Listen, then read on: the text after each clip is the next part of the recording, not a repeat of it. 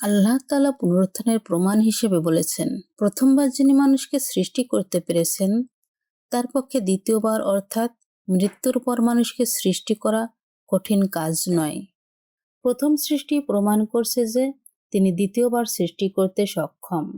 পবিত্র কুরআনে বর্ণিত হয়েছে, হে মানুষ, পুনরুত্থানের ব্যাপারে যদি তোমরা সন্দিহান হও তাহলে চিন্তা করে দেখো, আমি তোমাদেরকে সৃষ্টি করেছি মাটি থেকে, অতঃপর শুক্র হতে, অতঃপর জমাট রক্ত থেকে, অতঃপর মাংসপিণ্ড হতে পূর্ণ আকৃতি বিশিষ্ট বা অপূর্ণ আকৃতি বিশিষ্ট অবস্থায়। আমার শক্তি ক্ষমতা তোমাদের সামনে স্পষ্ট করে তুলে ধরার জন্য। আর আমি যাকে ইচ্ছা করি তাকে একটা নির্দিষ্ট কাল পর্যন্ত মাতৃগর্ভে রাখি, অতঃপর তোমাদেরকে বের করে আনি শিশুরূপে, অতঃপর লালন পালন করি যাতে তোমরা তোমাদের পূর্ণ শক্তির বয়সে পৌঁছাতে পারো।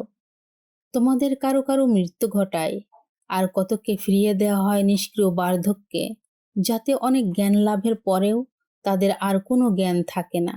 অতঃপর আরও তোমরা ভূমিকে দেখো, শুষ্ক মৃত, অতঃপর আমি যখন তাতে পানি বর্ষণ করি তখন তাতে প্রাণ চাঞ্চল্য সৃষ্টি হয়, তা আন্দোলিত ও স্ফীত হয়, আর তা উদ্গত করে সকল প্রকার নন জোড়ানো উদ্ভিদ জোড়ায় জোড়ায়। সূরা হাজ আয়াত 5।